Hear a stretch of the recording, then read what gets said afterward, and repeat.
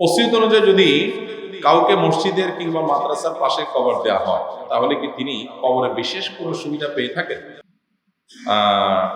যাকে মুসলমানদের সাধারণ কবরস্থানে দাফন করা হয় তিনি কি বঞ্চিত হন? অর্থাৎ জায়গার তারতম্যের ধরন দরুন কবরবাসীর কোনো প্রভাব পড়ে কিনা, খুব দরকারি এটা প্রশ্ন। কবি নজরুলের একটা কবিতা আছে না, মসজিদেরই পাশে আমায় কবর দিও ভাই। ওনাকে মসজিদের পাশেই কবর দেওয়া হয়েছে না? তো এর আলাদা কোনো বেনিফিট আছে কি? এটাকে আমরা দুই দৃষ্টিকোণ থেকে দেখতে পারি। একটা হলো শরিয়ার দিকে যখন আমরা তাকাই, তো মসজিদ বা মাদ্রাসার আঙ্গিনায়, মাঠে বা মসজিদের পাশে কবর দেওয়ার বিশেষ কোনো ফজিলত বলা হয় না। এটা বলা হয় না যে এখানে দিলে অতিরিক্ত ফজিলত হবে, সওয়াব হবে। বাকি সচরাচর কবরস্থানগুলো মসজিদের আশেপাশে, কবরস্থান কবর দেওয়া এক জিনিস আর কবরস্থান আরেক জিনিস। কবরস্থানগুলো মসজিদের আশেপাশে থাকা ভালো। কারণ কি? কারণ এতে মসজিদের মুসল্লিরা প্রতিনিয়ত কবর জিয়ারত করার আমলটা করতে পারেন, সেই সুযোগটা পান, এবং কবরবাসীদেরকে যতবার দেখে ততবার দোয়া করার সুযোগ পান। সেজন্য কবরস্থানের আশেপাশে, কবরস্থান মসজিদের আশেপাশে হলে ভালো। কিন্তু কবরস্থান যদি দূরে হয়, তাহলে সেক্ষেত্রে মসজিদের পাশে একটা সিঙ্গেল কবর দেওয়া, মাদ্রাসার মধ্যে একটা সিঙ্গেল কবর দেওয়া, এটা সুন্নাহ না। সুন্নাহ হলো সাহাবায়ে কেরামের সুন্নাহ এবং আমল হলো যে কবরস্থান সাধারণ মানুষের সাথে একসাথে কবরস্থান দেওয়া, অর্থাৎ যেখানে হবে সেটা গণকবর হবে বা সাধারণ কবরস্থান হবে, আলাদা কোনো কবরস্থান না হওয়া উচিত, বিশেষ করে যখন সেটা অহংকার বশত হয়। ঢাকায় অনেক কবর দেখবেন পারিবারিক কবরস্থান আছে না, 3টা বা 4টা কবর, আর কোনো কবর, এটা আমাদের পরিবারের কবরস্থান। আরে বাবা, আপনার পরিবার কি এমন হয়ে গেল যে ঢাকার কোটি টাকার জায়গা দখল করে আলাদা আপনার পরিবার সেখানে শোবে, আপনি ওই সাধারণ মানুষের সাথে শোবেন না? মানে এটা অনেক সময়, আমি সবসময় বলছি, অনেক সময় এটা অহংকার বশত হয়। সাধারণ মানুষের সাথে আমি শোবো, আমাদের আলাদা কবরস্থান থাকবে। আল্লাহ তাআলা ঠিকই বলেছেন, আলহাকুমুত তাকাসুর হাত্তা যুরতুমুল মাকাবির। মানে অহংকার, মানুষ কবর পর্যন্ত যেতে যেতে তখনও মানুষ অহংকার করে। ওই যে আপনার আবু জাহালের হত্যার সংবাদ হাদিসে আসছে, শুনছেন না? যে তাকে যখন নিঃশ্বাস এখনো তার আছে, বাকি গলা কেটে তাকে যারা নিহত তাদের শাড়িতে রাখা হবে তার কল্লা, তো যে কাটতে আসছে তাকে ইশারা দিচ্ছে, একটু ডাবায়া কাটো, ডাবায়া কাটো, এইদিকে কাটো, এদিক দিকে বেশি করে কাটো, যাতে করে অন্য কল্লাগুলা রাখা হলে আমার কল্লাটা একটু উঁচা থাকে, আমি নেতা ছিলাম সারা। চিন্তা করেন, মরতে নিয়েও শেষ মুহূর্তেও সে অহংকার করতে করতে যাবে। তো এরকম কিছু মানুষ আছে যারা এরকম অহংকার করে। এই জন্য আমি বলছি না যে সবাই এটা করে। এই পারিবারিক কবরস্থানের যে কনসেপ্ট, কোন কোন ক্ষেত্রে এটা অহংকার বশত হয়, যে না আমরা সাধারণ কবরস্থানে শোবো না, সাধারণ মানুষের সাথে আমরা থাকবো। অনেক বড় বড় ওলামা ইকরাম, অনেক বড় বড় ইমাম, অনেক বড় নেককার মানুষ মানুষের বসে আছে, এবং সাধারণ কবরস্থানের সবাই যখন সালাম দিবে, সালামু আলাইকুম আহলাদ দিয়ার বলবে, আসসালামু আলাইকুম যখন বলবে, তখন পুরো কবরবাসী কি হবে? শামিল হয়ে যাবে। ওটা থেকে তো আপনি বঞ্চিত হয়ে গেলেন। এটা সব সময়ের জন্য এটা জরুরি না। আমি এটা বলছি, অহংকারটা কোনো কোনো ক্ষেত্রে হয়, বিশেষ করে যখন দুনিয়াদার হয় মানুষ, তখন এই চিন্তাগুলো আসে। তো যাই হোক, মসজিদের পাশে বা মাদ্রাসার আঙ্গিনা দিলে কবরস্থানে আলাদা কোনো ফজিলত আছে কিনা, কোরআন হাদিসের আলাদা কোনো ফজিলত উল্লেখ নাই। কবরস্থানের বাইরে এইভাবে দেওয়ার কোনো ফজিলত নেই। তবে এখানে আরেকটা কথা আছে, সেটা হলো যে আল্লাহর রহমত এটা বান্দার প্রতি আসার জন্য অনেক সময় বাহানা তালাশ করে। একজন মানুষ আল্লাহর রহমত পাওয়ার জন্য তিনি উসিলা করছেন যে আমার অনেক গুনাহ আছে, যে আল্লাহ আপনার ঘরের পাশে হলে যদি আমার প্রতি রহমত আপনি করেন। এরকম আল্লাহর প্রতি সুধারণা থেকে আল্লাহর রহমত পাওয়ার আশায় কেউ যদি এরকম কিছু করেন, এটা জাস্ট তার আল্লাহর প্রতি তার একটা চাওয়া, তো আল্লাহ তাআলা তার প্রতি রহমত করতেও পারে। সেটাকে আমরা আল্লাহর রহমত হবে না একেবারে মাসালা দিয়ে আমি সেটাকে কেটে দিব, সেই সুযোগ নেই। এটা আল্লাহর সাথে বান্দার ব্যাপার। নাকি আমরা সাধারণ মাসালার কথা বললাম যে কবরস্থানে দাফন হওয়াটাই হলো সুন্নাহ, এবং সেটাই হলো মাসআলা। আলাদা আলাদা সিঙ্গেল সিঙ্গেল কবর হওয়াটা এটা সুন্নাহ। কিন্তু মসজিদের পাশে যদি কেউ আরো কিছু কবর করেন, উদ্দেশ্য হয় আল্লাহর রহমতের আশা, তো আল্লাহ তাআলা চাইলে তার প্রতি রহমত করতেও পারেন। আমরা সবসময় চেষ্টা করবো মাসাল দিয়ে খেয়াল করার, যে অহংকার বশত এটা যেন না হয়, যে আমি আলাদা থাকলাম।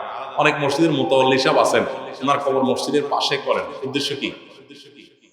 সবাই যাতে এসে চিন্তা করে, ও এই বেটা তাহলে এই মসজিদের জমিদাতা মাতবর, তাহলে মরার পরেও মাতবরের চিন্তা, গুরুজ আরো বেশি পড়বে। এই জন্য ওই মানুষের কোনো কারণবশত যদি ফরজ গোসল না করে সাহরি খাই তাহলে কি আমার ফরজ রোজা হবে? হবে। আপনি যখন সাহরি খাচ্ছেন তখন অপবিত্র থাকলেও রোজা হয়ে যাবে। তো ফজরের নামাজের আগে আগে তো অবশ্যই গোসল করতে হবে, ফজরের নামাজ আদায় করতে হবে। বাকি সাহরি অপবিত্র অবস্থায় খেলেও রোজা হয়ে যাবে। আমি জুমার উদ্দেশ্যে এক মসজিদে নামাজ পড়তে গেলাম, কিন্তু সেটা সফরের দূরত্ব হয়ে যায়, এখন কি আমার জুমা হবে নাকি কসর করতে হবে? আমি যদি ওইখানে 5-7 দিন থাকি কিন্তু সেখানে আমার কোনো কাজ নাই, এখন কি আমার কসর করবো নাকি স্বাভাবিক নিয়মে নামাজ পড়বো? যদি কোথাও সফরের দূরত্বে যে আপনি জুমার নামাজ পড়েন, জুমা হবে না তা না, তবে যখন মানুষ সফর অবস্থায় থাকে তখন তার জন্য জুমা পড়াটা আবশ্যক থাকে না। তিনি চাইলে জুমা বাদ দিয়ে জুমার জায়গায় কি করতে পারেন? জোহর করতে পারেন। এই অপশন তার জন্য ওপেন থাকে।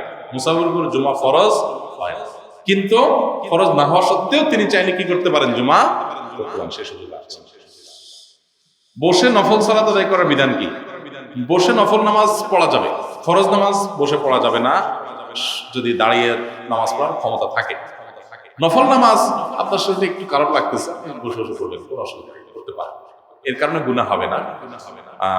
এবং ফরজ নামাজে দাঁড়ানোটা ফরজ, ওয়াজিব নামাজ দাঁড়ানোটা ফরজ, কিন্তু সুন্নাত নফল নামাজে দাঁড়ানোটা আপনার জন্য ফরজ না। বিশেষ করে যদি আপনার শরীর খারাপ থাকে, একটু ভালো লাগে না, তখন আপনি বসে পড়েন। তবে বসে পড়ার কারণে সব আপনি কম পাবেন যদি আপনার ঠুনকো অজুহাতে আপনি বসে নামাজ পড়েন।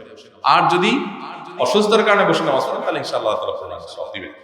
কবর জিয়ারত করার বিধান কি? আমি কি ঘরে বসে কবর জিয়ারত করতে পারি? জিয়ারত মানে সাক্ষাৎ, তাহলে ঘরে বসলে সাক্ষাৎ হবে কেমন? কবর জিয়ারত মানে হলো মুর্দাদের সাথে, কবরবাসীদের সাথে সাক্ষাৎ করা। ঘরে বসলে সাক্ষাৎ কেমনি হবে? জিয়ারতের জন্য অবশ্যই কি করতে হবে? কবরস্থানে যেতে হবে, সেখানে গিয়ে সালাম পেশ করলে সেটা জিয়ারত হবে। ঘর থেকে যেটা হবে সেটা হলো দোয়া। কবরবাসীর জন্য কি হতে পারে? আমি কি অন্য এলাকার মসজিদে জুমা নামাজ পড়তে পারি অথচ আমাদের এলাকার মসজিদ আছে? আসলে কবর জিয়ারতের জন্য সেই মসজিদে যাই এবং জুমার পর জিয়ারত শেষ করে আমাদের এলাকায় আসে, কোনো অসুবিধা নেই।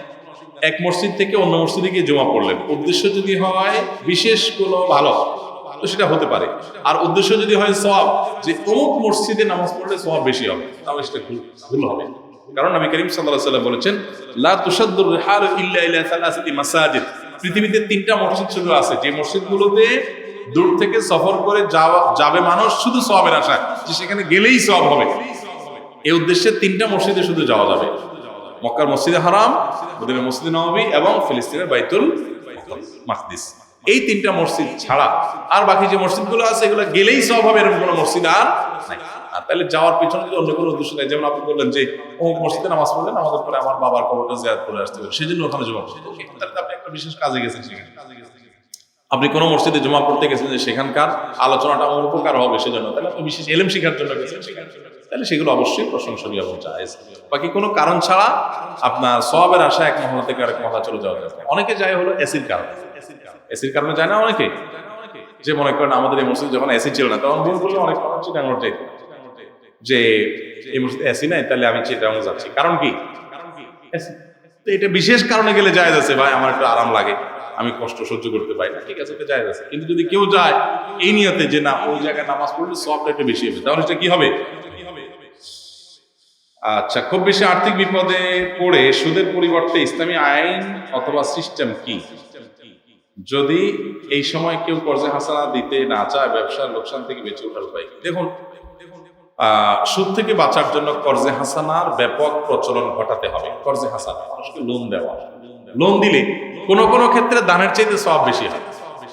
এটা কিভাবে? আবার দান তো একসাথে দিয়ে দিলাম, লোন তো হলো দিলাম আবার ফেরত নেব।